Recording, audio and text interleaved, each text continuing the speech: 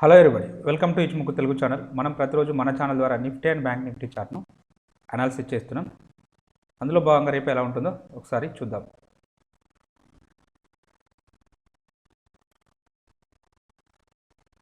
ముందుగా నిఫ్టీ యొక్క intraday chart analysis చేసినట్టయితే నిన్నటి సిపిఆర్తో పోల్చుకున్నప్పుడు ఈరోజు సిపిఆర్ లోయర్ వాల్యూ సిపిఆర్ అవడం జరిగింది. ప్రైస్ అనేది సిపిఆర్ పైన ఓపెన్ కావడం అయితే జరిగింది. సో ఈ సందర్భంలో సిపిఆర్ పైన ఓపెన్ అయినప్పుడు మనం ఎలాంటి స్ట్రాటజీ యూజ్ చేస్తాం? సిపిఆర్ స్కాల్పింగ్ స్ట్రాటజీ అయితే యూజ్ చేస్తాం. సిపిఆర్ను బ్రేక్ అంటే ఇక్కడ అంటే ఇక్కడ పుల్ బ్యాక్ రావాలి, లేదు అంటే మనం దీన్ని దగ్గరలో ఓపెన్ అయింది కాబట్టి బ్రేక్ చేయడానికి ఎక్కువ పాసిబిలిటీ ఉంటుందని చెప్పి సిపిఆర్ స్కాల్పింగ్ స్ట్రాటజీ అయితే యూజ్ చేస్తాం. So CPR scalping strategy use చేసినట్టయితే సో థర్డ్ క్యాండిల్ అనేది దీన్ని బ్రేక్ చేసుకుంటూ ఇక్కడికైతే వెళ్ళడం అయితే జరిగింది. సో మన యొక్క ఎంట్రీ పాయింట్ ఇది అవుతుంది, టార్గెట్ ఇది అవుతుంది. సో ఈ స్టాప్ లాస్ అనేది ఇది అవుతుంది. సో దీనికి ఫేవర్గా లేదు కాబట్టి ఈ క్యాండిల్ దగ్గర పర్టికులర్గా థర్డ్ క్యాండిల్ దగ్గర నో ట్రేడ్. ఎప్పుడైతే మళ్ళీ ప్రైస్ అనేది ఇటు వెనుకకు రావడం జరిగింది, సిపిఆర్ను బ్రేక్ చేసుకుంటూ మళ్ళీ డౌన్ సైడ్ రావడం జరిగింది. సో అప్పుడు ఎంట్రీ పాయింట్ ఇది అవుతుంది. కొంచెం జూమ్ చేద్దాం.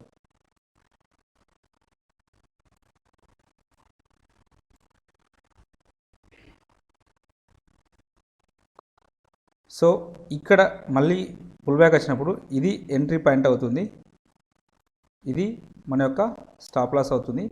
దీనికి ఇది స్కాల్పింగ్ ప్రకారం 1:1 ఉన్నది కాబట్టి ఇక్కడ ట్రేడ్ అనేది మనం ఇనిషియేట్ చేయొచ్చు. సో టార్గెట్ అనేది అచీవ్ కావడం అయితే జరిగింది. లేటర్ పీరియడ్లో ఇంకా కిందికి వెళ్ళడం జరిగింది, బట్ అది మనకు సంబంధం లేని విషయం.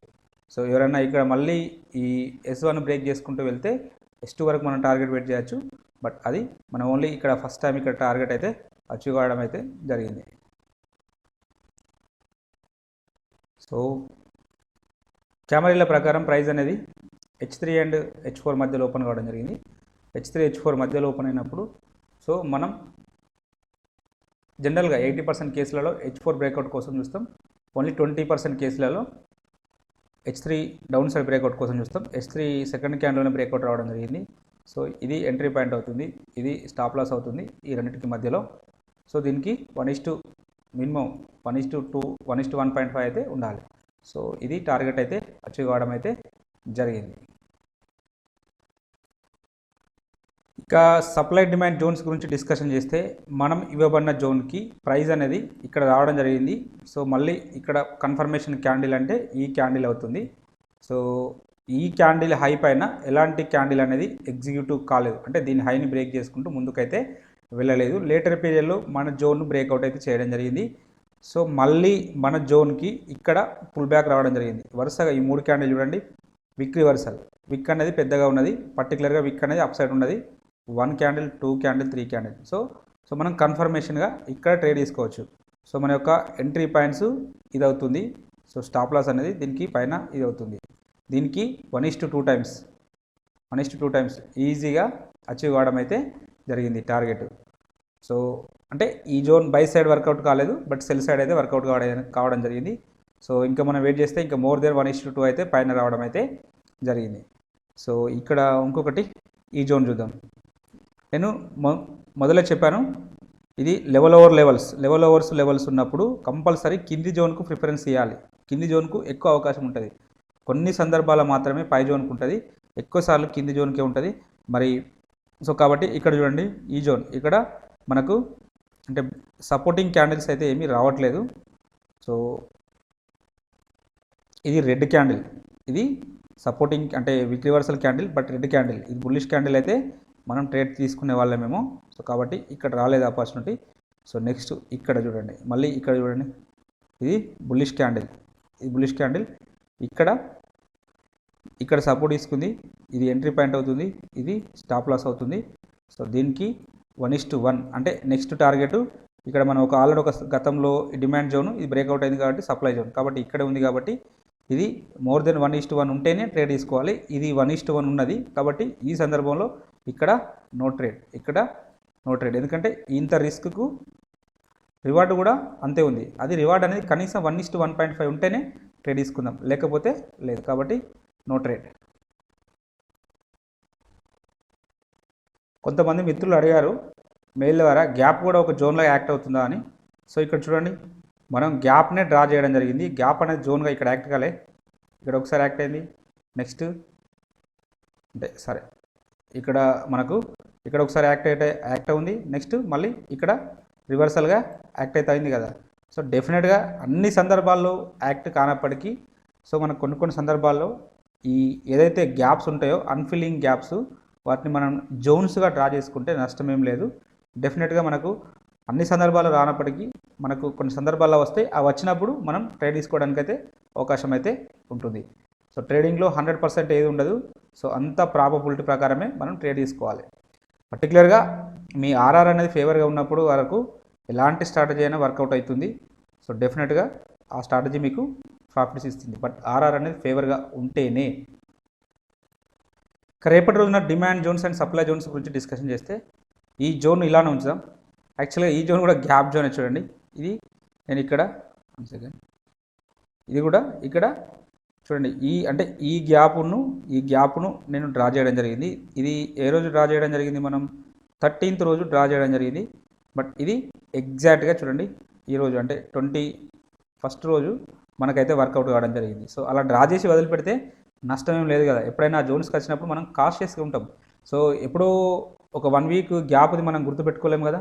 ఇక్కడ గ్యాప్ ఉంది అని చెప్పి డ్రా చేసి పెట్టేస్తే నష్టం ఏమి ఉండదు.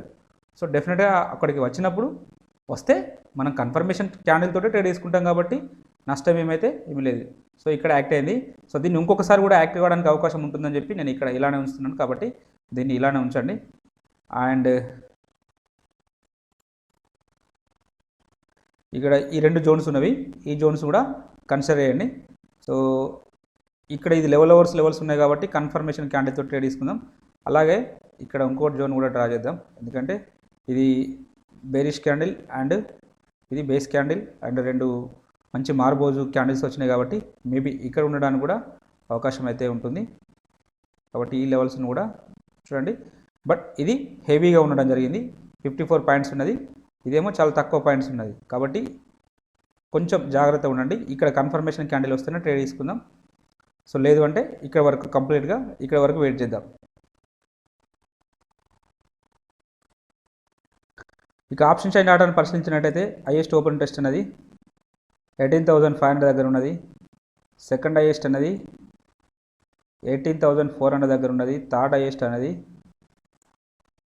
19,000 దగ్గర బిల్డప్ కావడం జరిగింది. సో అంటే నిఫ్టీ అప్ సైడ్ వస్తే ఫస్ట్ రెసిస్టెన్స్ ఇక్కడ ఉంటుంది, సెకండ్ రెసిస్టెన్స్ ఇక్కడ ఉంటుంది, థర్డ్ రెసిస్టెన్స్ ఇక్కడ ఉండడానికి అయితే అవకాశం అయితే ఉన్నది.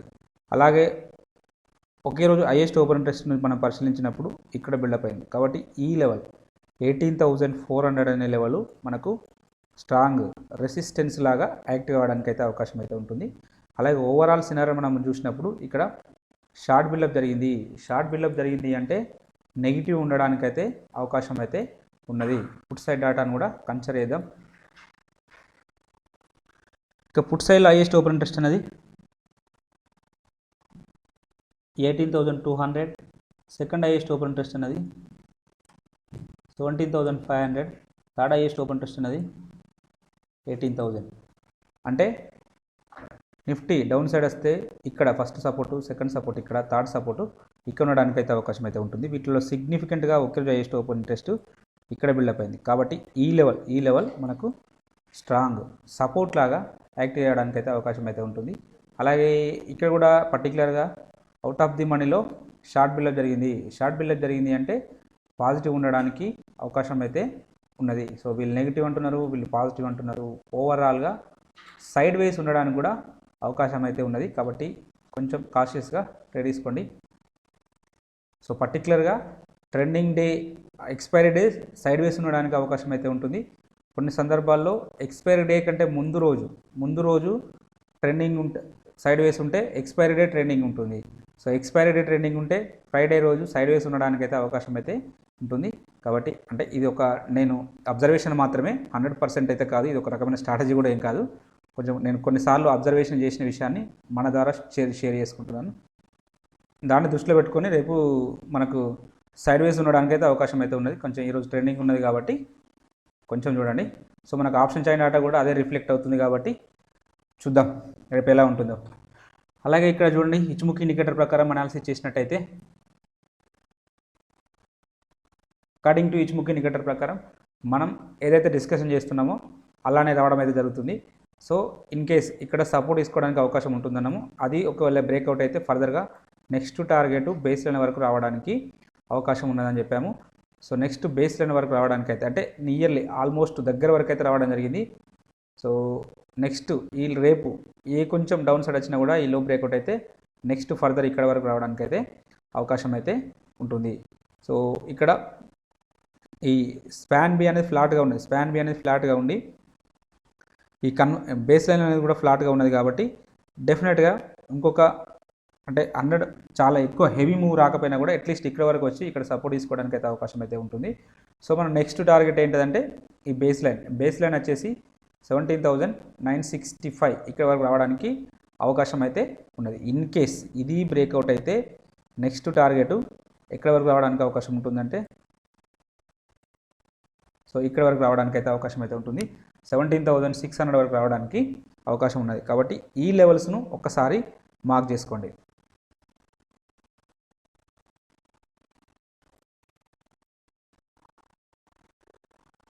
ఇక అవర్లీ చార్ట్లో డిస్కషన్ చేసినట్టయితే నిన్న మనం డిస్కషన్ చేసుకున్నట్టు ప్రైస్ అనేది ఈ బేస్ లైన్ కన్వర్జేషన్ లైన్ కింద ఓపెన్ అయితే డెఫినెట్గా అంటే బేస్ లైన్ వరకు వెళ్ళి ఇక్కడ నుంచి రిజెక్షన్స్ కావడానికి అవకాశం ఉందనుకున్నాం. ఎగ్జాక్ట్గా బేస్ లైన్ దగ్గర ఓపెన్ కావడం జరిగింది కాబట్టి డౌన్ సైడ్ రావడం జరిగింది. సో డౌన్ సైడ్ రావడం అయితే జరిగింది. సో నెక్స్ట్ టార్గెట్ మనం ఈ క్లౌడ్ వరకు వస్తుంది అనుకున్నాం. క్లౌడ్ వరకు అయితే వచ్చింది. క్లౌడ్ దగ్గర చూడండి ఇంత అద్భుతంగా సపోర్ట్ తీసుకున్నదో. క్లౌడ్ దగ్గర సపోర్ట్ తీసుకొని లాస్ట్ మూమెంట్లో మళ్ళీ పైకి అయితే రావడం అయితే జరిగింది. అప్ టు కన్వర్జేషన్ లైన్ వరకు రావడం అయితే జరిగింది. సో ఇక రేపటి సినారియో గురించి డిస్కషన్ చేస్తే ఇక్కడ ఈ క్లౌడ్ అనేది చాలా పల్చగా మారింది. ఇది ప్రస్తుతానికైతే బుల్లిష్ కూమో ఉన్నది. మేబీ బేరిష్ కూమోగా మారడానికి ఛాన్స్ ఉంది. ఎట్ ద సేమ్ టైము ఇలానే బుల్లిష్ కూమోగా కంటిన్యూ కావడానికి కూడా పాసిబిలిటీ ఉంటుంది. కాబట్టి ఒకవేళ ప్రైస్ అనేది ఇక్కడ అంటే ప్రస్తుతానికి కన్వర్జేషన్ లైన్ కింద ఉన్నది, దీని కిందనే ట్రేడ్ అయితే నెక్స్ట్ ఈ లెవెల్ వరకు రావడానికి అయితే ఛాన్సెస్ అయితే ఉన్నవి. ఒకవేళ ఎనీ గ్యాప్ అప్ ఓపెన్ అయితే మాత్రం ఫర్దర్గా అంటే ఈ కన్వర్జేషన్ లైన్ పైన ఓపెన్ అయితే మళ్ళీ ఈ బేస్ లైన్ వరకు వెళ్తుంది. ఈ బేస్ లైన్ వచ్చేసి 18,326 వరకు వెళ్ళడానికైతే అవకాశం అయితే ఉన్నది. సో అంటే ఈ విత్ ఇన్ ద ఈ లైన్లో దీని కింద ఓపెన్ అయితే ఇది రెసిస్టెన్స్గా యాక్ట్ అవుతుంది, ఇక్కడ ఓపెన్ అయితే ఇది రెసిస్టెన్స్గా యాక్ట్ అవుతుంది. సో కాబట్టి ఈ 3 లైన్స్ను మీరు మార్క్ చేసుకోండి. ఒకవేళ హెవీ గ్యాప్ అప్ తోటి ఓపెన్ అయితే దీనిపైన ఓపెన్ అయితే మాత్రం ఫర్దర్గా నెక్స్ట్ ఇక్కడ వరకు వెళ్ళడానికైతే పాసిబిలిటీ ఉంటుంది. 18,500 400 వరకు వెళ్ళడానికి ఛాన్సెస్ అయితే ఉన్నవి. కాబట్టి ఈ లెవెల్స్ను మీరు మార్క్ చేసుకోండి.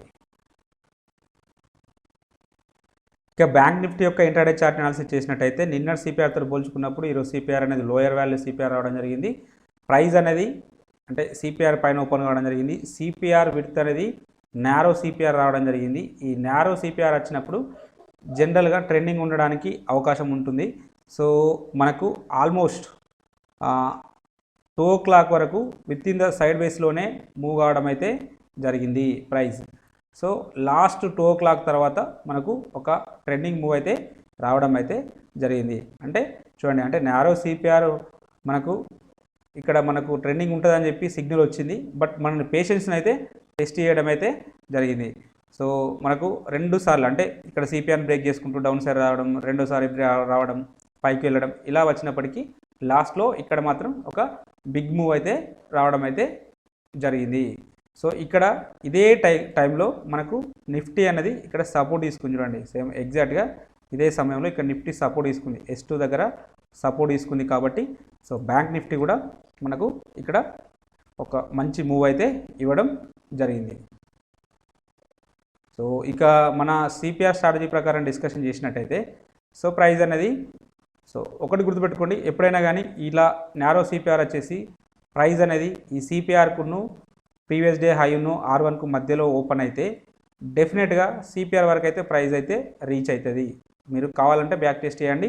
ఎక్కువ సందర్భాల్లో విత్ ఇన్ ద సిపిఆర్ అంటే R1 with in the previous day high R1 మధ్యలో ఓపెన్ అయితే మాత్రం సిపిఆర్కును R1కు PDHకు మధ్యలో ఓపెన్ అయితే సిపిఆర్ వరకు రీచ్ కావడానికి అవకాశం అయితే ఉంటుంది. సో మళ్ళీ కొన్ని సందర్భాల్లో సిపిఆర్ దగ్గర సపోర్ట్ తీసుకొని అప్ సైడ్ వస్తుంది, అదే మనం సిపిఆర్ పుల్ బ్యాక్ స్ట్రాటజీ అంటాం. సో కొన్ని సందర్భాల్లో సిపిఆర్ని బ్రేక్ చేసుకుంటూ డౌన్ సైడ్ కూడా వస్తుంది. ఇందాక మన నిఫ్టీలో చూసినాం కదా, సిపిఆర్ని బ్రేక్ చేసుకుంటూ డౌన్ సైడ్ కూడా వస్తుంది. కాబట్టి సో అది సపోర్ట్ తీసుకుంటుందా బ్రేక్అవుట్ తీస్తుందా అని మనం ట్రేడ్ తీసుకోవాలి. సో ఇక్కడ మనకు ఒకవేళ ఈ పుల్ బ్యాక్ స్ట్రాటజీ కోసం అయితే చూడాలి. పుల్ బ్యాక్ స్ట్రాటజీ కోసం చూస్తే ఇక్కడ ఈ సిపిఆర్ను ఇక్కడ first of all CPR scalping strategy ఎందుకు యూజ్ చేయలేదంటే ఇక్కడ సిపిఆర్ విడ్త్ అనేది చాలా నేరోగా ఉన్నది. ఇలా సిపిఆర్ విడ్త్ నేరోగా ఉన్నప్పుడు ఫర్ ఎగ్జాంపుల్ ఇక్కడ ఇది ఎంట్రీ పాయింట్ అవుతుంది, అవునా, ఇది ఎంట్రీ పాయింట్ అవుతుంది. స్టాప్ లాస్ ఏదవుతుంది, మనం సిపిఆర్ ప్రకారం ఇదే అవుతుంది. సో మరి మన టార్గెట్ ఇది అవుతుంది కదా. సో ఇంత తక్కువ స్టాప్ లాస్ ఉన్నప్పుడు కూడా హిట్ కావడానికి కూడా ఎక్కువ అవకాశం అయితే ఉంటుంది. అంటే పర్టికులర్గా ఈ సిపిఆర్ స్కాల్పింగ్ స్ట్రాటజీ అనేది యావరేజ్ సిపిఆర్ ఉంటే మనకు ఇంకా బెటర్గా వర్కౌట్ అవుతుంది.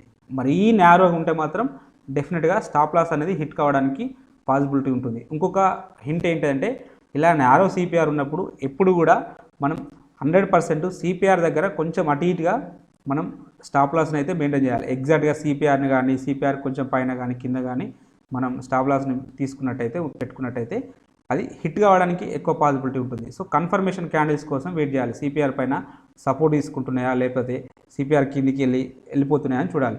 సో ఇది సిపిఆర్ బ్రేక్అవుట్ స్ట్రాటజీగా అయితే కన్సిడర్ చేయరాదు, ఎందుకంటే కంప్లీట్గా అంటే 50% కంటే తక్కువ క్లోజ్ కావడం జరిగింది. ఏమైనా 50% కంటే ఎక్కువ క్లోజ్ అయితే మనం ట్రేడ్ తీసుకుంటాం. సో ఇక్కడే చూడండి, మళ్ళీ సిపిఆర్ దగ్గర ఇది సపోర్ట్ అని మనం చెప్పొచ్చు, ఎందుకంటే ఇక్కడ కంప్లీట్గా ఒక క్యాండిల్ దీనిపైన క్లోజ్ అయింది, పర్ఫెక్ట్గా కాకుండా కూడా పైన క్లోజ్ అయింది. ఇది మాత్రం ఎక్కువ పూర్తిగా దానిపైన క్లోజ్ అయింది, మోర్ దెన్ 70% దీనిపైన క్లోజ్ అయింది సిపిఆర్ పైన. అప్పుడు ఈ సందర్భంలో మనకు ఎంట్రీ పాయింట్ ఇదవుతుంది, స్టాప్ లాస్ అనేది ఇదవుతుంది, టార్గెట్ అనేది ఇదవుతుంది. సో ఇదైతే అచీవ్ కావడం అయితే జరిగింది. సో ఇలాంటి ట్రేడ్స్ తీసుకోవడానికి ప్లాన్ చేయండి. ఇక క్యామరీల విషయానికి వస్తే ఈ ఓపెనింగ్ అనేది H3 అండ్ L3 మధ్యలో ఓపెన్ అయింది, బట్ ఇది పర్టికులర్గా ఇక్కడ ఓపెన్ అయింది. కాబట్టి దీన్ని వాస్తవానికి ఈ వీటి మధ్యలో ఓపెన్ అయితే అంటే ఇక్కడనో లేదంటే ఇక్కడనో ఓపెన్ అయితే మనం కన్ఫర్మేషన్ చేయవచ్చు. సో ఇది యాక్చువల్గా H3 అండ్ H4 మధ్యలో ఓపెన్ అయింది అన్నట్టుగా మనం కన్సిడర్ చేయాలి. H3 H4 మధ్యలో ఓపెన్ అయినట్టు కన్సిడర్ చేస్తే సో ఎక్కువసార్లు అప్ సైడ్ బ్రేక్అవుట్ రావాలి, కొన్నిసార్లు మాత్రమే డౌన్ సైడ్ బ్రేక్అవుట్ వస్తుంది. ఈ సందర్భంలో మనకు డౌన్ సైడ్ బ్రేక్అవుట్ అయితే రావడం జరిగింది. థర్డ్ క్యాండిల్ తర్వాత ఎంట్రీ తీసుకుంటే ఇది మన యొక్క ఎంట్రీ పాయింట్, ఇది మన యొక్క స్టాప్ లాస్. దీనికి 1:2 టైమ్స్ టార్గెట్ అయితే అచీవ్ కాలేదు, అంటే ఇక్కడ వరకు రాలేదు. సో లాస్ట్లో రావడం జరిగింది, అది వెయిట్ చేసి ఉంటే. సో ఎంట్రీ పాయింట్ ఇది, స్టాప్ లాస్ అనేది ఈ రెండింటికి మధ్యలో ఇది అవుతుంది, అంటే ఎగ్జాక్ట్గా వీటికి పైన వస్తుంది. టార్గెట్ అనేది 1:2 టైమ్స్ అంటే ఇక్కడ వరకు అచీవ్ కావడం అయితే జరిగింది. సో అది వెయిట్ చేస్తే అచీవ్ కావడం అయితే జరిగింది. ఇక సప్లై డిమాండ్ జోన్స్ గురించి డిస్కషన్ చేస్తే సో మన ఇవ్వబడిన జోన్స్కి ప్రైస్ అయితే అక్కడే ఓపెన్ కావడం జరిగింది. సో ఇలా నేను చెప్పాను కూడా, ఇలా దగ్గర జోన్స్ ఉన్నప్పుడు పై జోన్ను కన్సిడర్ చేయండి, లెవెల్ ఓవర్ లెవెల్స్. కాబట్టి ఈ జోన్ను డిలీట్ చేద్దాం. సో ఇప్పుడు ఈ జోన్ చూద్దాం. ఈ జోన్ చూసినప్పుడు చూడండి, ప్రైస్ అనేది దీని కిందన ఓపెన్ కావడం జరిగింది. సో ఇక్కడ రిజెక్షన్స్ రావడం జరిగింది. థర్డ్ క్యాండిల్ తర్వాత మనం ఎంట్రీ తీసుకుంటాం కాబట్టి మళ్ళీ ఇక్కడికి పుల్ బ్యాక్ అయితే రావడం జరిగింది. ఈ పుల్ బ్యాక్ వచ్చేసి సో ఇక్కడ సిరీస్ ఆఫ్ క్యాండిల్స్ అనేటివి సో విక్ రివర్సల్ క్యాండిల్స్ అయితే ఉన్నవి. సో కాబట్టి సో మన యొక్క ఎంట్రీ పాయింట్ వీటి యొక్క లోయెస్ట్ లోస్ అవుతుంది, అండ్ దీనికి స్టాప్ లాస్ దీనికి పైన అవుతుంది కొంచెం. సో దీనికి 1:2 టైమ్స్ టార్గెట్ అయితే అచీవ్ కావడం అయితే జరిగింది. సో తర్వాత కూడా లేటర్ పీరియడ్లో కూడా మళ్ళీ ప్రైజెస్ అనేది ఎగ్జాక్ట్గా ఇదే లెవెల్కి వెళ్ళి ఇక్కడ నుంచి కూడా మళ్ళీ మోర్ దెన్ 1:2 టైమ్స్ అయితే రివార్డ్ అయితే రావడం జరిగింది. థర్డ్ టైం బ్రేక్అవుట్ రావడం జరిగింది. సో థర్డ్ టైం బ్రేక్అవుట్ వస్తుందని మనం ప్రతిసారి చెప్పుకుంటూ ఉంటాం. థర్డ్ టైం అయితే బ్రేక్అవుట్ రావడం జరిగింది. ఇక రేపటి రోజున చూద్దాం. యాక్చువల్గా ఈ జోన్ కూడా మనం వీక్ టు వీక్ చేసుకుంటే ఇది జోన్ కూడా కవర్ అయినట్టే. జనరల్గా చూడండి, ఈ జోన్ కూడా మనకు కవర్ అయింది. బట్ మనం స్టాప్ లాస్ అనేది తగ్గించుకోవడం కోసం మాత్రమే మనం ఈ విధంగా ఇలా ఇక్కడ వరకు మాత్రమే తీసుకోవడం జరుగుతుంది. ఎనీహౌ ఈ జోన్ ఇలానే ఉంచుదాం. ఇక్కడ మనకు ఇక్కడ ఒక జోన్ ఉంది, బట్ ఇది చాలా హెవీగా ఉండడం జరిగింది. అయినప్పటికీ ఎందుకు డ్రా చేసామంటే ఇక్కడ లెగౌట్ క్యాండిల్స్ అనేటివి మనకు పర్ఫెక్ట్గా రావడం జరిగింది. సో మంచి మార్బోజు క్యాండిల్, తర్వాత మళ్ళీ ఒక మార్బోజు క్యాండిల్, ఇక్కడ కూడా ఒక జోన్ ఉంది. ఇది already with in the zone ఉంది కాబట్టి నేను డ్రా చేయట్లేదు. సో ఇవి డిమాండ్ జోన్గా మారుతుంది, ఇది డిమాండ్ జోన్ అవుతుంది, ఇది డిమాండ్ జోన్ అవుతుంది. సో ఈ జోన్స్ని అయితే మార్క్ చేసి పెట్టుకోండి. But any confirmation candle trade తీసుకుందాం. పర్టికులర్గా ఇంకా ఈ విక్ల దగ్గరికి వచ్చినప్పుడు మాత్రం ఎక్కువ మనకు సపోర్ట్ ఉండడానికి అయితే పాసిబిలిటీ ఉంటుంది. కాబట్టి ఈ విక్స్ను కూడా మీరు డ్రా చేసి పెట్టుకోండి.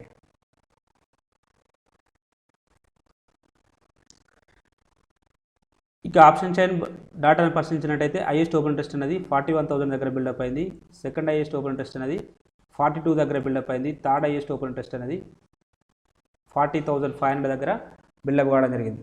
So bank Nifty up side వస్తే ఫస్ట్ రెసిస్టెన్స్ ఇక్కడ ఉంటుంది, సెకండ్ రెసిస్టెన్స్ ఇక్కడ ఉంటుంది, థర్డ్ రెసిస్టెన్స్ ఎక్కువ ఉండడానికి అయితే అవకాశం అయితే ఉంటుంది. వీటిలో సిగ్నిఫికెంట్గా ఒకే రోజు హైయెస్ట్ ఓపెన్ టెస్ట్ అనేది ఇక్కడ బిల్డప్ కావడం జరిగింది. కాబట్టి ఈ లెవెల్ మనకు స్ట్రాంగ్ రెసిస్టెన్స్ లాగా యాక్ట్ కావడానికి అయితే అవకాశం అయితే ఉన్నది. అలాగే ఓవరాల్ సినారీ మనం పరిశీలించినట్టయితే కాల్ సైడ్లో లాంగ్ బిల్డప్ జరిగింది. లాంగ్ బిల్డప్ జరిగింది అంటే పాజిటివ్ ఉండడానికి అవకాశం అయితే ఉన్నది. సో ఒకసారి పుట్ సైడ్ డాటాను కూడా కన్సిడర్ చేద్దాం.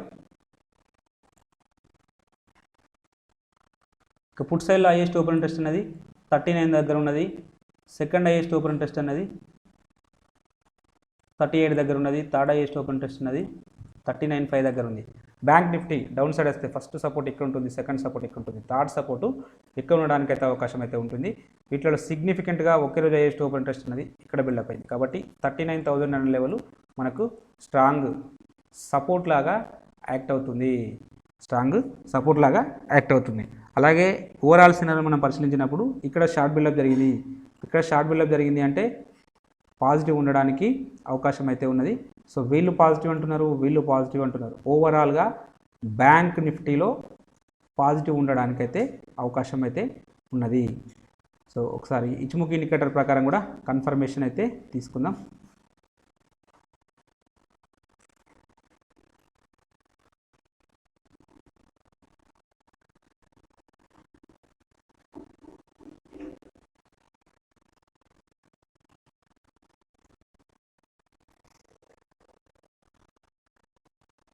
ఇక ఇచ్చుముఖి ఇండికేటర్ ప్రకారం చూసినట్టయితే సో మనకు ఇది ఫ్యూచర్ కుమో రైజింగ్ అవుతూ ఉంది, అలాగే కన్వర్జేషన్ లైన్ రైజింగ్ అవుతూ ఉంది, బేస్ లైన్ రైజింగ్ అవుతూ ఉంది. ఆల్రెడీ మనం నిన్న డిస్కషన్ చేసినాం. ఇక్కడ ఈ లో బ్రేక్అవుట్ అయితేనే మనకు ఇక్కడ వరకు వస్తుంది అనుకున్నాం. ఈ లో అనేది బ్రేక్అవుట్ కాలేదు కాబట్టి డౌన్ సైడ్ రాలేదు. సో రేపటి రోజున కూడా ఈ లో బ్రేక్అవుట్ అయితేనే ఫర్దర్గా ఇక్కడ వరకు వస్తుంది, లేకపోతే ఖచ్చితంగా కొత్త హై ఫామ్ చేయడానికి అయితే అవకాశం అయితే ఉన్నది. సో కొత్త హై అంటే ఇలా గ్యాప్ అప్ ఓపెన్ అయిపోయి కిందికి రావడానికి పాసిబిలిటీ ఉంటుంది, లేదా ముందుకు వెళ్ళడానికి అయితే అవకాశం అయితే ఉంటుంది. సో ఎక్కువ శాతం ముందుకు వెళ్ళడానికి అవకాశం అయితే ఉంటుంది, ఎందుకంటే ఇది రైజింగ్ అవుతుంది, ఇవి రైజింగ్ అవుతున్నాయి కాబట్టి డెఫినెట్గా ముందుకు వెళ్ళడానికి అయితే అవకాశం అయితే ఉన్నది. సో వీటిలో ఏదైనా ఒకటి ఫ్లాట్నెస్ ఉండి ఈ డిస్టెన్స్గా ఉంటే, బాగా హెవీ డిస్టెన్స్గా ఉంటే ఆ సందర్భంలో మనకు పుల్ బ్యాక్ రావడానికి ఎక్కువ పాసిబిలిటీ అయితే ఉన్నది. కాబట్టి సో ఎక్కువ శాతం బులిషే ఉన్నది. బట్ ఇన్ కేస్ మార్కెట్లో 100% ఏది ఉండదు. మనం ఈ లెవెల్ను మార్క్ చేసుకుందాం. ఈ లోస్ బ్రేక్అవుట్ అయితే మాత్రం డెఫినెట్గా నెక్స్ట్ మన target first conversation, next base line 38,300 అంటే 38,348, 38,939 వరకు, అంటే 39,000 వరకు రావడానికి అయితే అవకాశం అయితే ఉన్నది. కాబట్టి ఈ లెవెల్స్ను మార్క్ చేసి పెట్టుకోండి. ఇక అవర్లీ టైం ఫ్రేమ్లో ఒకసారి చూద్దాం.